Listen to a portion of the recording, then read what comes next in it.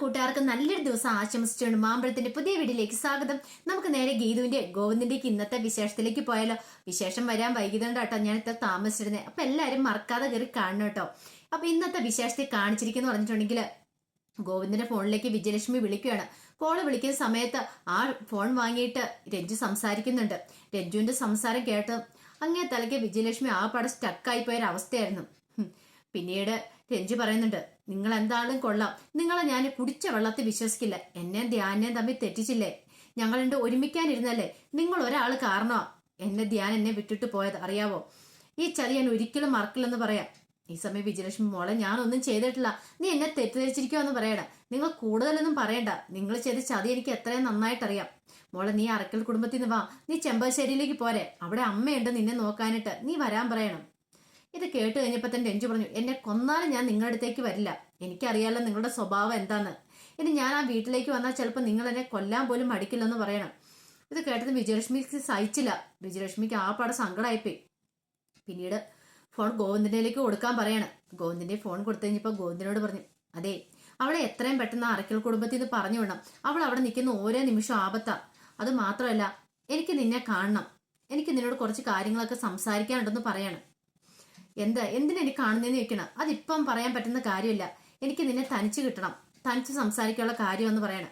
എനിക്കിനി ഇത് കൂടുതൽ ഒന്നും പറയാനില്ല, എനിക്ക് പറയാനുള്ളത് ഞാൻ പറഞ്ഞു കഴിഞ്ഞു, എനിക്കിനി തരിച്ചു വരാൻ പറ്റില്ലെന്ന് പറയാണ്. ഫോൺ വെച്ചെന്ന് പറഞ്ഞിട്ട് ഗോവിന്ദ് കോള് കട്ട് ചെയ്യണം. വിജയലക്ഷ്മിക്ക് വല്ലാത്ത സങ്കടമായിപ്പോയി. വിജയലക്ഷ്മി മുറിയിൽ ചെന്നിട്ട് അവിടെ ഇരിക്കുന്നൊരു ഫോട്ടോ ഫ്രെയിം ചെയ്ത് വെച്ച ഫോട്ടോ എടുക്കണം. അതിനകത്ത് കണ്ടേന്ന് പറഞ്ഞിട്ടുണ്ടെങ്കിൽ രഞ്ജുവിന്റെ ഫോട്ടോ ആയിരുന്നു. ആ ഫോട്ടോയെ നോക്കി കരയുന്നുണ്ട്. എന്നാലും എന്റെ മോള് എന്നിൽ ഇത്ര അകന്നു പോയല്ലോ, ഞാൻ ഒരിക്കലും പ്രതീക്ഷിച്ച കാര്യമല്ല. എന്തിനാ മോളെ ഈ അമ്മയോട് ദേഷ്യം കാണിക്കുന്നേ? അതിന് മാത്രം എന്ത് തെറ്റായി അമ്മ ചെയ്തത്? ഒരിക്കൽ നീ സത്യങ്ങളൊക്കെ മനസ്സിലാക്കും, അന്ന് നീ ഞാൻ പറയാതെ തന്നെ എൻ്റെ അടുത്ത് വരും, അതുവരെ ഞാൻ കാത്തിരിക്കും എന്നൊക്കെ പറഞ്ഞ് വിജയലക്ഷ്മി പൊട്ടിക്കരയുമായിരുന്നു. ഈ സമയത്ത് ഗോവിന്ദും രഞ്ജുവും കൂടെ കാറി വീട്ടിലേക്ക് പോവായിരുന്നു.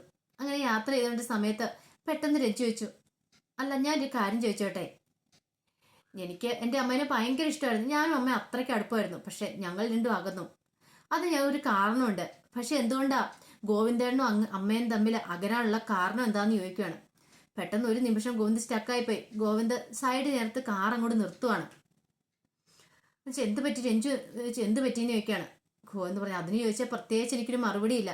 അറിയോ, 10-16 വർഷം മുമ്പ് സ്വന്തം സുഖവും സന്തോഷം തേടിപ്പോയോളാ എൻ്റെ അമ്മ. അപ്പം ഞാൻ അനാഥനായ ഒരു ബാലനായിരുന്നു. അന്ന് ഞാൻ അവിടെ നോക്കി നിന്ന ഒരു നിപ്പുണ്ട്, അതെനിക്ക് ഇപ്പോഴും മറക്കാൻ പറ്റില്ല. അന്ന് എന്നെ സംരക്ഷിക്കാനായിട്ട് എൻ്റെ രാധികാമ്മ ഉണ്ടായിരുന്നുള്ളൂ. അങ്ങനെയുള്ള അമ്മേനെ ഇപ്പം ഞാൻ സ്നേഹിക്കണം എന്നാണ് നീ പറയണേ? എനിക്ക് ഒരിക്കലും മറക്കാൻ പറ്റാത്ത എൻ്റെ രാധികാമ്മേനെയാണ്. പക്ഷെ എൻ്റെ സ്വന്തം പെറ്റമ്മയുണ്ടല്ലോ, എനിക്ക് അവരെക്കുറിച്ച് ഓർക്കും തന്നെ വെറുപ്പാന്ന് പറയണം. പിന്നീട് രഞ്ജു പറഞ്ഞു, സോറി ഗോവിന്ദേട്ടാ, ഞാൻ ഒരിക്കലും ഇങ്ങനെ ചോദിക്കാൻ പാടില്ലായിരുന്നു, അറിയാതെ ചോദിച്ചു പോയതാ. ഇനി ഒരിക്കൽ പോലും ഞാൻ ഇങ്ങനത്തെ കാര്യങ്ങളൊന്നും ചോദിക്കില്ല എന്ന് പറയണം. രഞ്ജുവിന് മനസ്സിലായി ഗോവിന്ദിന് വിഷമമായെന്നുള്ള കാര്യം. പിന്നീട് അവർ വീട്ടിലേക്ക് പോരുവാണ്. ഈ സമയത്ത് അവർണികയും ഗീതും അറക്കൽ വീട്ടിൽ സംസാരിച്ചുകൊണ്ടിരിക്കുവായിരുന്നു. ഗീതു അവർണിയോട് പറയാ, ഈ കൊണ്ടുവന്ന തെളിവുകളൊന്നും വരനെ കൊടുക്കാൻ പ്രാപ്തമല്ല. കാരണം ഇതിനേക്കാളും വലിയ തെളിവുകൾ ഞാൻ കണ്ടുപിടിച്ചിട്ട് അതൊക്കെ നശിച്ചു പോയി, അറിയാവോ?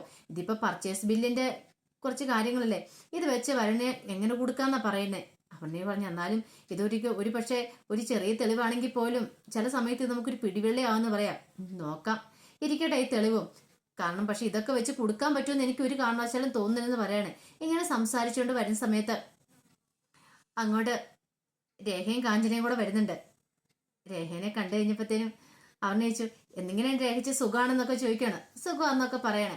ഈ സമയത്ത് ഗീതു ഇടയ്ക്ക് വരും കേട്ടോ. രഞ്ജുവും ഗോവിന്ദും കൂടെ അങ്ങോട്ട് കടന്നു വരുന്നേ.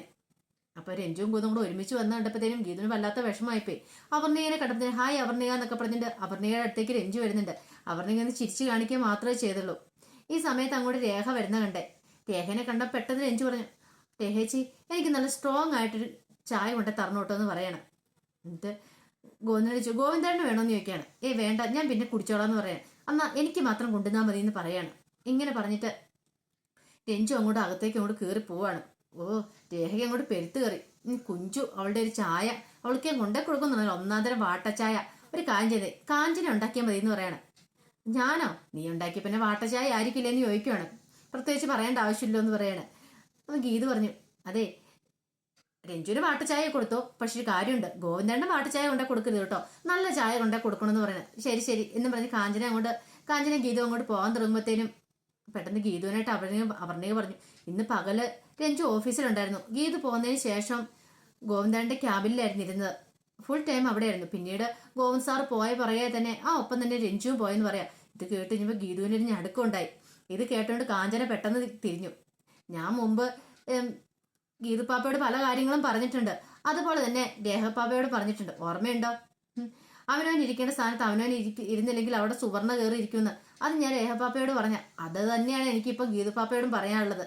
അവനവൻ ഇരിക്കേണ്ട സ്ഥാനത്ത് അവനവൻ കയറി ഇരുന്നില്ലെങ്കിലേ അവിടെ ജഞ്ചു കയറി ഇരിക്കുമെന്ന് പറയണം.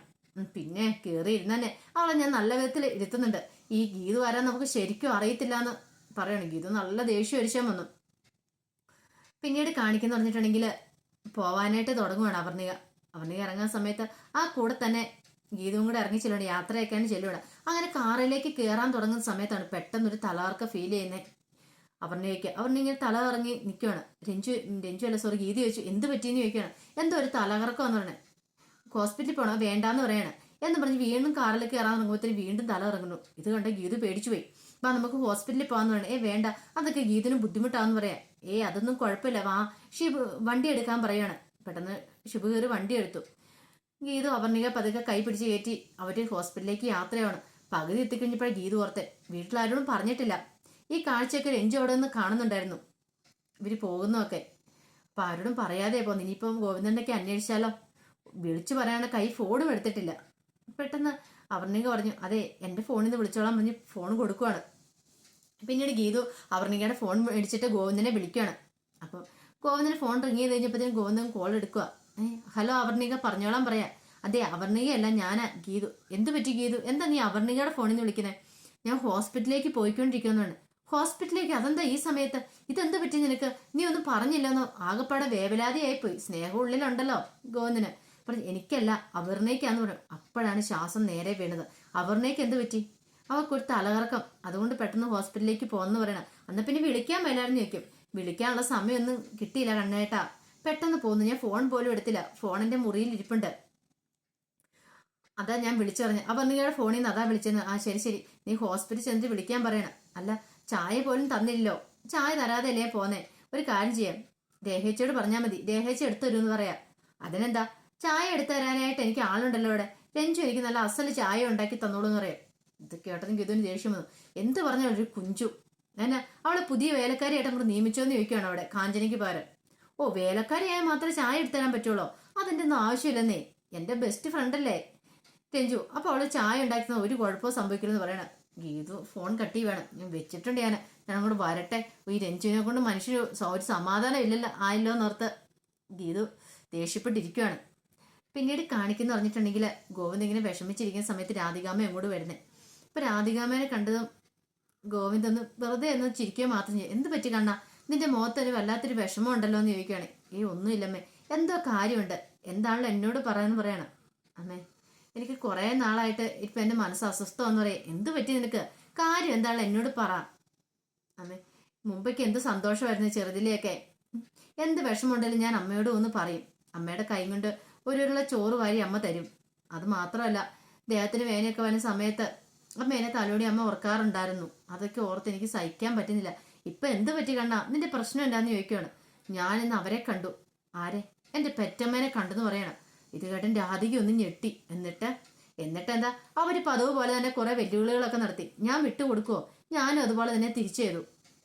നീ എന്തിനാ കണ്ണാ അങ്ങനെയൊക്കെ ചെയ്യാൻ പോയെന്ന് ചോദിക്കുകയാണ്. രാധിക അങ്ങോട്ട് അഭിനയിച്ചങ്ങ് തകർക്കുവാണ്. പിന്നെ അങ്ങനെയൊക്കെ പറഞ്ഞ് ആർക്കാ സഹിക്കില്ലാത്ത? പതിവ് പോലെ തന്നെ രാധികാമ്മ നിന്നെ ചതിക്കത്തുള്ളൂ, നിന്നെ ഇല്ലാതാക്കുള്ളൂ. നീ അതുകൊണ്ട് അവരുടെ പിടിയിൽ നിന്ന് എങ്ങനെയാലും രക്ഷപ്പെടണം എന്നൊക്കെ പറഞ്ഞു. ഇതൊക്കെ കേട്ടാ എനിക്ക് സഹിക്കുവോ? ആരൊക്കെ ഇനി എന്തൊക്കെ പറഞ്ഞു പറഞ്ഞാൽ ഞാൻ എൻ്റെ അമ്മേനെ കൈവിടില്ല, എനിക്ക് എൻ്റെ അമ്മേനെ അറിയാലോ എന്ന് പറയാണ്. രാധയ്ക്ക് ഇത് കേട്ടപ്പോഴും സമാധാനമായെന്ന് പറഞ്ഞിട്ടുണ്ടെങ്കിൽ ഇനിയിപ്പോൾ ആരൊക്കെ ഗീത് പോലും പറഞ്ഞാൽ ഞാൻ എൻ്റെ അമ്മേനെ അവിശ്വസിക്കില്ല. എനിക്ക് എൻ്റെ അമ്മേനെ അത്രയ്ക്ക് ഇഷ്ടമാണ്, എനിക്ക് എൻ്റെ അമ്മേനെ അത്രയ്ക്ക് വിശ്വാസമാണെന്ന് പറയണം. അല്ലേലും ഗീത് പറഞ്ഞിട്ട് ഞാൻ ഇതിനെ വിശ്വസിക്കണം? കുറെ കാലം കഴിയുമ്പോൾ അവൾ ഈ വീട്ടിൽ നിന്ന് ഇറങ്ങേണ്ടവളല്ലേ, പിന്നെ ഞാൻ അവൾ പറയേണ്ട കേൾക്കേണ്ട ആവശ്യമില്ലോ എന്ന് പറയണം. എൻ്റെ അമ്മ ധൈര്യമായിട്ടിരിക്കും കേട്ടോ, അമ്മേനെ ഒരു കാരണവശാലും ഞാൻ വേദനിപ്പിക്കില്ലെന്ന് പറഞ്ഞിട്ട് ഗോവിന്ദൻ അങ്ങോട്ട് കയറി പോവാ. ഈ സമയം രാധികാമ്മയ്ക്ക് തോന്നി, കൊള്ളാം, ഇവന് തന്നെ ഭയങ്കര വിശ്വാസമുണ്ട്. അതങ്ങ് ഒന്നുകൂടെ ഒന്ന് ഇതാക്കി എടുക്കണം. എങ്ങനെയെങ്കിലും ഇവന്റെ വിശ്വാസം നഷ്ടപ്പെടാൻ നോക്കണം. അങ്ങനെ ഒരു ചിന്ത രാധികാമ്മയുടെ ഉള്ളിലുണ്ടാവുകയാണ്. അപ്പൊ അതിന്റെ വിശേഷമൊക്കെയാണ് നമ്മൾ ഇന്ന് കണ്ടേന്ന് പറഞ്ഞിട്ടുണ്ടെങ്കിൽ. അപ്പൊ വീഡിയോ ഇഷ്ടപ്പെടുകയാണെങ്കിൽ എല്ലാവരും ലൈക്ക് ചെയ്യണം കേട്ടോ. ആദ്യമായിട്ട് കാണുവാണെങ്കിൽ ഒന്ന് സബ്സ്ക്രൈബ് ചെയ്യുകയും കൂടി ചെയ്യണം കേട്ടോ. ഒരിക്കൽ കൂടി എല്ലാവർക്കും നല്ലൊരു ദിവസം ആശംസിച്ചു നിർത്തുന്നു. നന്ദി.